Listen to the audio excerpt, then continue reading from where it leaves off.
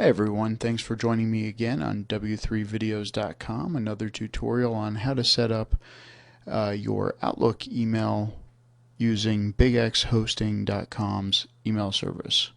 Now, if you haven't already made an account with bigxhosting.com, purchase a domain name, and watch the other tutorial on setting that free email address up, then I would definitely recommend doing so before watching this tutorial. The settings that I put in the tutorial are only good for bigxhosting.com. I'm going to go ahead, I'm going to launch Microsoft Outlook. Now I'm using 2007, and because I have actually set up email addresses before, but I've went ahead and deleted them, the tutorial box does not actually come up for me this time. So what I'm going to do is go up to Tools. I'm going to go to Account Settings. I'm now going to add a new email address. I'm going to just go ahead and name it Support. Your email address, obviously you have to put in the entire email address here.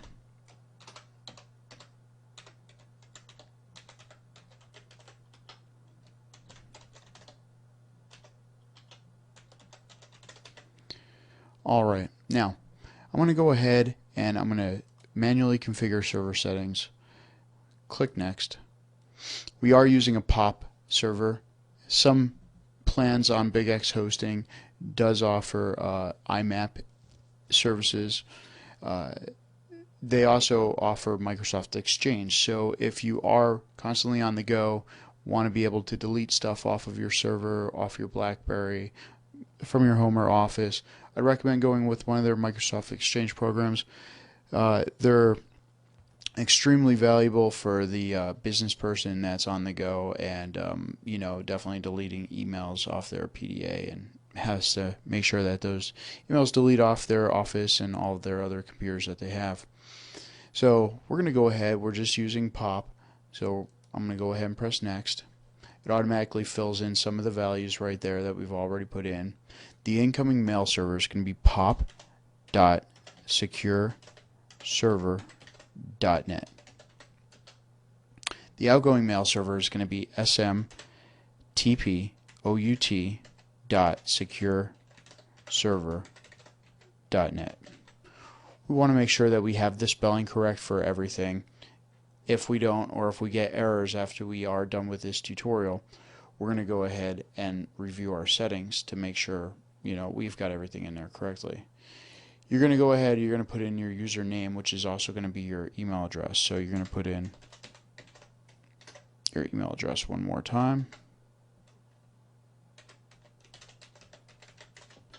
and your password that you created for that email address when you set it up. Now I'm going to go ahead, most people are going to have to check this box where it says require logon using secure password authentication. Normally you want to go ahead and have that checked. I already know that it's probably going to give me an error, but I'm going to check it anyways. So we're going to go ahead, click more settings. You go to outgoing server. You want to check my outgoing server SMTP requires authentication. Go ahead and click that, and we just want to use same settings as my incoming mail server.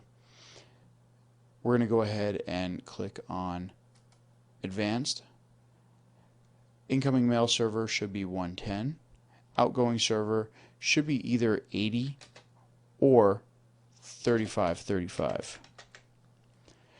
The reason why we give you multiple port settings is because some ISPs, or internet service providers as you know them, block certain ports due to firewall settings or other various reasons. So we're going to try 80 first, see if that works.